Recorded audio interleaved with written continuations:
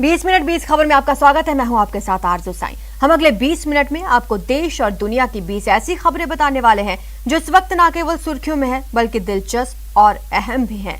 तो शुरू करते हैं 20 मिनट में 20 खबरों का सिलसिला। सबसे पहले देखेंगे राजस्थान की कौन कौन सी खबर इस वक्त अहम है।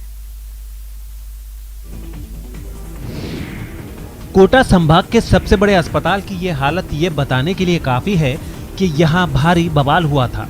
टूटे हुए कांच के टुकड़े और अफरा तफरी के इस माहौल से अंदाजा लग गया होगा कि यहाँ लोगों ने जमकर तोड़फोड़ की है। बताया जा रहा है कि एमबीएस अस्पताल में हंगामा गुड्डी उर्फ बुद्धि नाम की एक महिला की मौत के बाद शुरू हुआ। गुड्डी को बूंदी से रेफर कर एमबीएस अस्पताल लाया गया था। डेंगू शॉक सिंड्रोम के चलते उसकी हालत गंभीर थी और इस वजह से उसे आईसीयू में शिफ्ट करवाया गया था, लेकिन गुरुवार की शाम को उसकी तबीयत खराब हो गई। इसके कुछ समय बाद उसकी मौत भी हो गई। गुड्डी की मौत के बाद उसके परिजन बिफर उठे और उन्होंने उपचार में लापरवाही का आरोप लगाते हुए आईसीयू में लगे गेट का कांच तोड़ दिया और कर्मचारियों के साथ मारपीट भी की। इस मारपीट के दौरान सुरक्षा कर्मियों को भी चोट लगी और फिर हंगामे को देखते हुए नयापुरा थाना पुलिस का भारी जाब्ता मौके पर तैनात किया गया। साथ ही सीआई और डीएसपी समेत कई पुलिस अधिकारी भी गुरुवार की देर रात को मौके पर पहुंच गए और मामले की जानकारी ली। ये बस एक ट्रेलर से इस कदर टकराई कि इसमें बैठे यात्रियों में 6 यात्री गंभीर रूप से जख्मी हो गए और इलाज के दौरान 2 लोगों की मौत भी हो गई। बताया जा रहा है कि जयपुर आगरा नेशनल हाईवे पर यह बस जयपुर की तरफ जा रही थी, तभी अमोली टोल प्लाजा के पास ये सड़क किनारे खड़े ट्रेलर से टकरा गई। इस टक्कर में बस के पीछे का हिस्सा पूरी तरह चकनाचूर हो गया और इस हादसे में यात्री गंभीर रूप से घायल हो गए, जिन्हें अस्पताल में भर्ती कराया गया।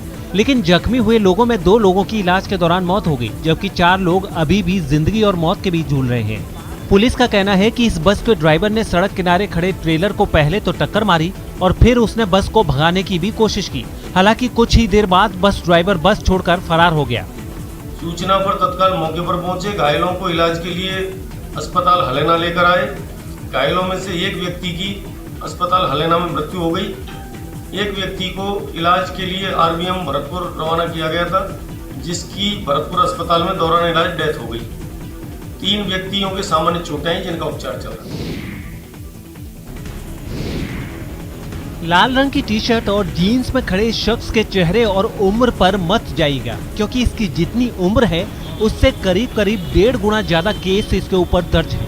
साथ ही ये 5000 का इनामी भी है। 5000 के जिस इनामी बदमाश को कोटा की नयापुरा थाना पुलिस ने गिरफ्तार किया है उसका नाम सुरजीत सिंह है और वो कोटा के टॉप 10 बदमाशों में शुमार है और महज 40 साल की उम्र में ही इसके ऊपर 55 से ज्यादा केस दर्ज है। बताया जा रहा है कि पिछले 30 सालों के दौरान सुरजीत सिंह के खिलाफ कोटा के अलग अलग थानों में 55 से ज्यादा केस दर्ज हुए हैं। इस साल भी 10 जुलाई को मुक्ति मार्ग निवासी सरोज शर्मा ने इसके खिलाफ रिपोर्ट दर्ज करवाई थी। इसने उनके बेटे के साथ मारपीट की है और जान से मारने की धमकी दी है। इस केस के बाद पुलिस ने सुरजीत सिंह को पकड़ने के लिए खास प्लान बनाया और फिर बदाना बाईपास चौराहे के पास से सुरजीत सिंह को गिरफ्तार भी कर लिया। पुलिस की गिरफ्त में मुंह लटकाए खड़े इस शख्स पर लगे आरोप इतने गंभीर हैं कि आप भी चौंक उठेंगे। राकेश उर्फ पिंटू कोटपुतली के शाहपुरा के केरली गांव का रहने वाला है और इसे शाहपुरा पुलिस ने गिरफ्तार किया है। पुलिस का कहना है कि राकेश पर आरोप है कि उसने एक नाबालिग लड़की का पहले तो अपहरण किया और फिर उसके साथ महापाप किया। पुलिस ने कुछ दिन पहले नाबालिग लड़की को तो ढूंढ निकाला था, लेकिन आरोपी तभी से फरार था। लेकिन शाहपुरा पुलिस ने एक स्पेशल टीम बनाकर मोबाइल सर्विलांस के जरिए राकेश को गिरफ्तार कर लिया है। परिवादी ने अपहरण का मुकदमा दर्ज करवाया था, जिसमें परिवादी ने नामजद रिपोर्ट दी थी कि उनकी नाबालिग पुत्री का अपहरण किया गया है।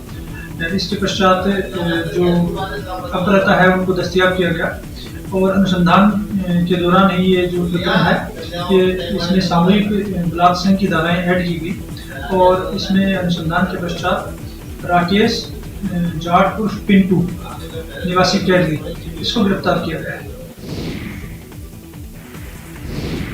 मरुधरा के दक्षिणी हिस्से में बारिश का दौर शुरू हो गया है। गुरुवार को उदयपुर, बांसवाड़ा, चित्तौड़गढ़ समेत कई जिलों में भारी बारिश हुई।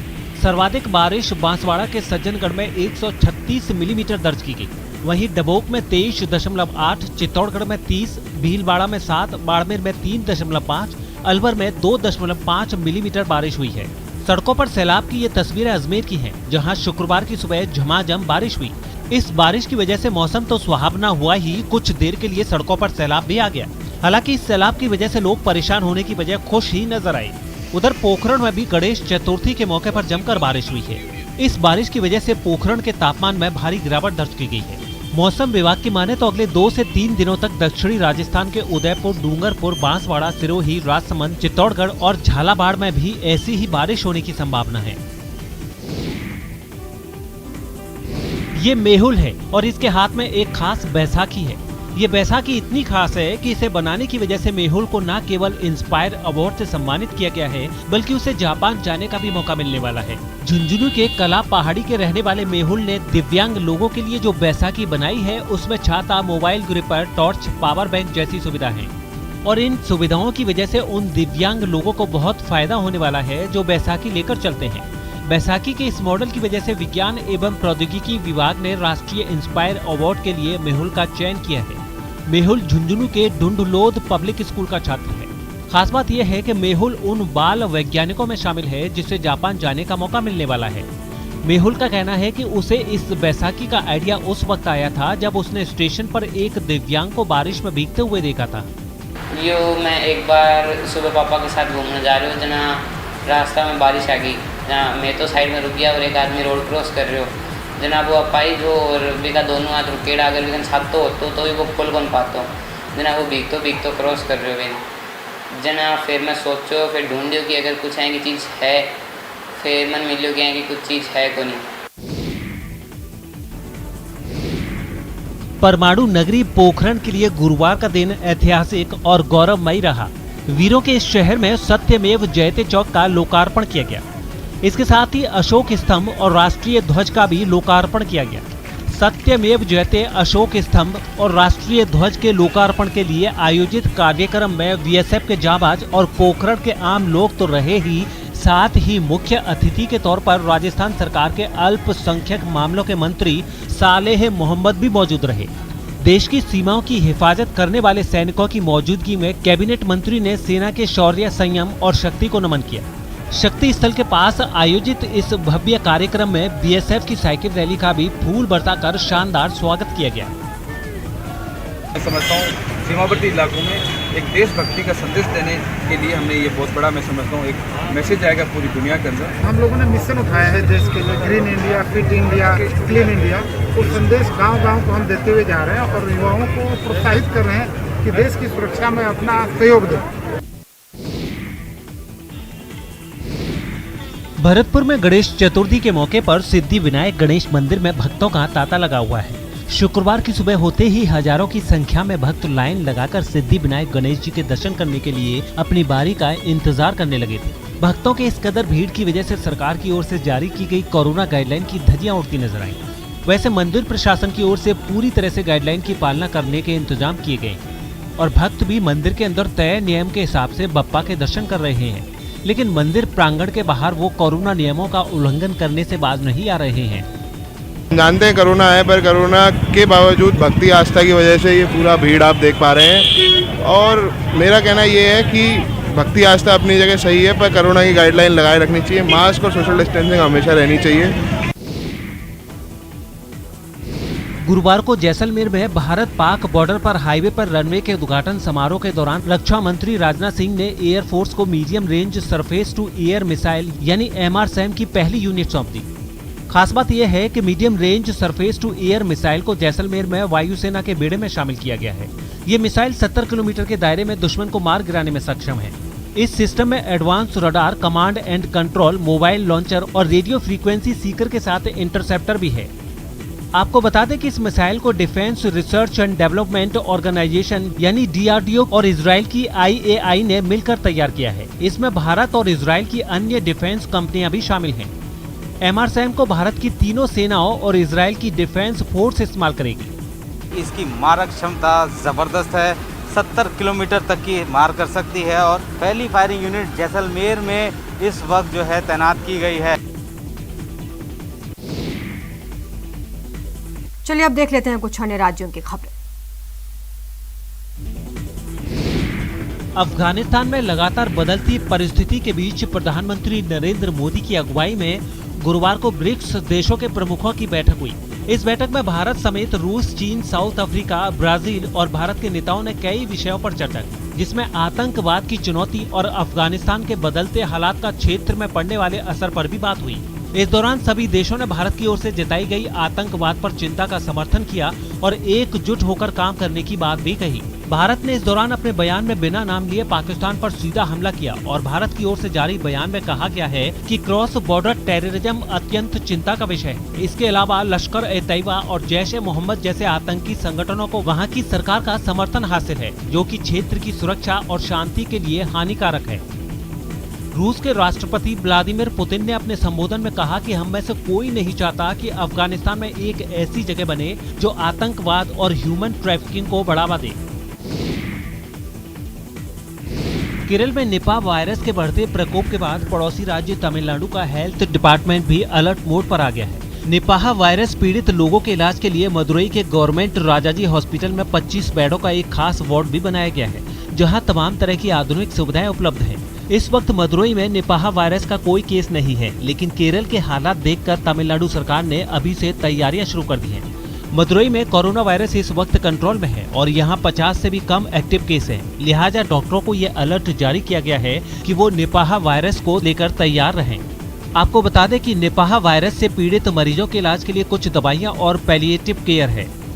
इस वायरस की इंक्यूबेशन अवधि 5 से 14 दिनों तक होती है, जिसके बाद इसके लक्षण दिखाई देने लगते हैं। सामान्य लक्षणों में बुखार, सिर दर्द, बेहोशी और मितली शामिल होती है। कुछ मामलों में व्यक्ति को गले में कुछ फंसने का अनुभव, पेट दर्द, उल्टी, थकान और नजर का धुंधलापन महसूस हो सकता है। लक्षण शुरू होने के 2 दिन बाद पीड़ित के कोमा में जाने की संभावना बढ़ जाती है। वहीं इंसेफेलाइटिस के संक्रमण की भी संभावना रहती है, जो मस्तिष्क को प्रभावित करता है।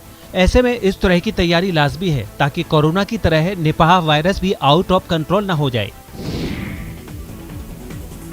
हैदराबाद में गुरुवार को ड्रोन के जरिए कोरोना वैक्सीन को अस्पतालों तक पहुंचाने का ट्रायल किया गया। मेडिसिन फ्रॉम स्काई नाम के इस प्रोजेक्ट की शुरुआत शनिवार को केंद्रीय मंत्री ज्योतिरादित्य सिंधिया करेंगे। बताया गया है कि देश में ऐसा पहली बार होगा जब ड्रोन के जरिए वैक्सीन पहुंचाई जाएगी और उसी का ड्राई रन हैदराबाद में हुआ है। इस ड्राई रन का बाकायदा एक वीडियो भी जारी किया गया है, जिसमें ये बताया गया है कि ड्रोन के जरिए वैक्सीन को कैसे टीकाकरण सेंटर तक पहुंचाया जाएगा। इसके लिए 500 मीटर की दूरी तय की गई ताकि ड्रोन की सुरक्षित लैंडिंग पर नजर रखी जा सके। आपको बता दें कि हैदराबाद के पास विकाराबाद में ये ट्रायल किया गया, जिसमें ड्रोन को उड़ाकर ये देखा गया कि उससे कितनी मदद मिल सकेगी। वीडियो में ये भी बताया गया कि ड्रोन अपने साथ कितना वजन लेकर उड़ सकेगा। By government limitation, I think we can only fly a drone which has a maximum weight plus payload up to 25. In drone के जरिए पहाड़ी और ग्रामीण इलाकों तक भी वैक्सीन को पहुंचाने में आसानी होगी, जिससे वहां रहने वाले लोगों को जल्द टीके लगाए जा सकेंगे। उत्तर प्रदेश के गोरखपुर में बाढ़ से जूझ रहे इलाकों में फंसे लोगों के सामने रहने और खाने का संकट गहरा गया है। हालांकि अब राप्ती और आमी नदी का जलस्तर घटने लगा है, लेकिन बाढ़ से परेशान इन लोगों की मुसीबत कम होने का नाम नहीं ले रही, क्योंकि कुछ इलाकों में बाढ़ का पानी अभी भी कम नहीं हुआ। वहां के एक इलाके से सामने आई तस्वीर में कुछ लोग बाढ़ के पानी से बचने के लिए अपने मकानों की छत पर शरण लिए नजर आए, तो कुछ ने बचने के लिए सड़क किनारे ही परिवार के साथ डेरा जमा लिया। वहां कई ऐसे परिवार भी दिखे जिन्होंने सिर ढकने के लिए जुगाड़ की चीजों से अपना आशियाना तैयार किया, साथ ही अपनी गाय भैंसों को भी वहीं बांध लिया। इन परिवारों ने बताया कि जो खाने पीने का राशन वो अपने साथ लाए थे वो अब खत्म होने लगा है। बाढ़ आके आए 20 दिन से ऊपर हो गया है, हमारे जानवर के रहने के लिए जगह ही नहीं है। कुछ दिनों पहले ही राज्य के मुख्यमंत्री योगी आदित्यनाथ ने इन बाढ़ प्रभावित इलाकों का हवाई दौरा किया था और बाढ़ प्रभावितों की मदद के निर्देश प्रशासन को दिए थे, लेकिन कुछ लोगों ने सरकारी मदद नहीं मिलने का आरोप लगाया। कोई ठेकान नहीं, कोई पुछत्तर नहीं है। यहाँ बनने पे आके गोरू बछरू लेके अपन कमाने खाने के कोई पूछ नहीं रहा। इन इलाकों में बाढ़ का पानी कम नहीं होने की वजह से लोगों को आने जाने में भी दिक्कतें पेश आ रही हैं। उत्तर प्रदेश के कानपुर से एक चौंकाने वाला वीडियो सामने आया है। वहां कुछ दबंगों ने पेट्रोल पंप के एक कर्मचारी को सिर्फ इसलिए पीट दिया क्योंकि उसने उन लोगों से पेट्रोल के पैसे मांग लिए थे। जो वीडियो सामने आया है उसमें 3 लोग मिलकर एक शख्स पर जमकर थप्पड़ बरसाते नजर आए। इस वीडियो में आप साफ साफ देख सकते हैं कि मोटरसाइकिल सवार दबंग पेट्रोल भरवाने के बाद पेट्रोल पंप कर्मी से बदतमीजी करने लगे। इसके बाद उनमें से एक शख्स ने अपने कंधे से बैग उतारा और उसे धमकाने लगा। इसके बाद उस लड़के ने जैसे ही दबंग का हाथ हटाया वो गुस्से में आ गया। इसके बाद उसके साथी ने पंप कर्मी को पीछे से तमाचा जड़ दिया और फिर दोनों मिलकर उसे बुरी तरह पीटने लगे। ये सिलसिला काफी देर तक चलता रहा। इन लोगों ने लड़के को पूरे पेट्रोल पंप पर दौड़ा दौड़ा कर पीटा। बताया गया है कि आरोपी प्रिंस राज श्रीवास्तव बजरंग दल से जुड़ा है और उसके खिलाफ पहले भी कई बार शिकायत की गई, लेकिन अपने रसूख की वजह से वो हर बार बच गया। त्रिपुरा की राजधानी अगरतला में गुरुवार की शाम बीजेपी के सैकड़ों कार्यकर्ताओं ने मशाल जुलूस निकाला। इस मशाल जुलूस का आयोजन बीजेपी कार्यकर्ताओं पर उन आरोपों के बाद किया गया जिसमें कहा जा रहा है कि बीजेपी कार्यकर्ताओं ने सीपीआईएम और 2 अखबारों के दफ्तरों पर हमला किया। बीजेपी कार्यकर्ताओं ने इन्हीं आरोपों के खिलाफ विरोध मार्च निकाला और ये बताने की कोशिश की है कि इनका उन हमलों से कोई लेना देना नहीं।